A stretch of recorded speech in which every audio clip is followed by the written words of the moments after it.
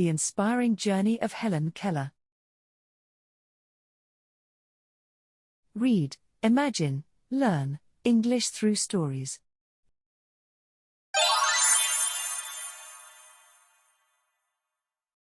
Listen and practice. Helen Keller's story begins on a warm summer day, June 27, 1880, in Tuscumbia, Alabama, where she was born to Arthur and Kate Keller. A healthy and lively baby, Helen quickly became the center of her family's world. However, tragedy struck when she was just 19 months old. A mysterious illness, likely scarlet fever or meningitis, left her both blind and deaf, plunging her into a world of silence and darkness that seemed impossible to escape. As Helen grew older, her inability to communicate her thoughts and emotions turned her into a frustrated and unruly child. Her family, though loving, felt increasingly helpless. They sought advice from medical professionals, but few offered any hope. It was Helen's mother, Kate, who read an inspiring account about the education of another deaf and blind girl, leading the family to consult Alexander Graham Bell, the inventor of the telephone and an advocate for the deaf community.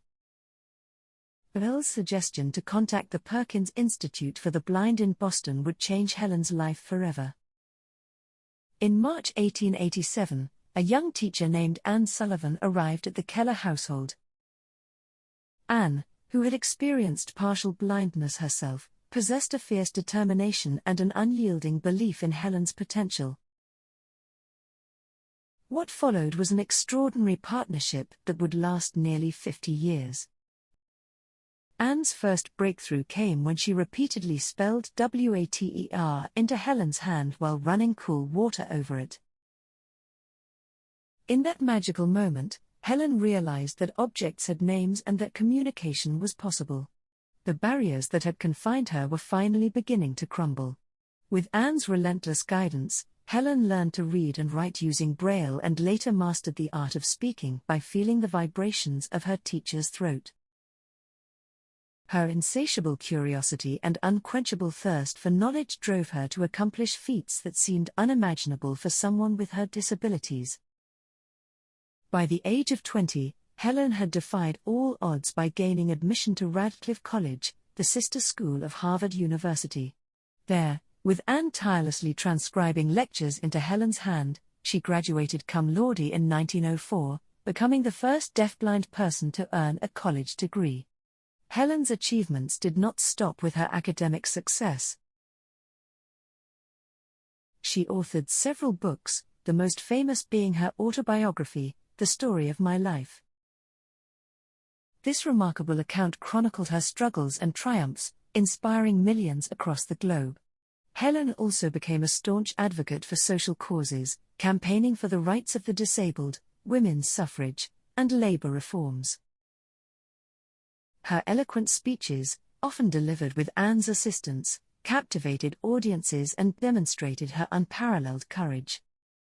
Throughout her life, Helen faced criticism and skepticism from those who doubted her abilities. Yet, she remained steadfast, proving that limitations exist only in the mind. Her work with organizations like the American Foundation for the Blind helped transform the way society viewed and treated people with disabilities.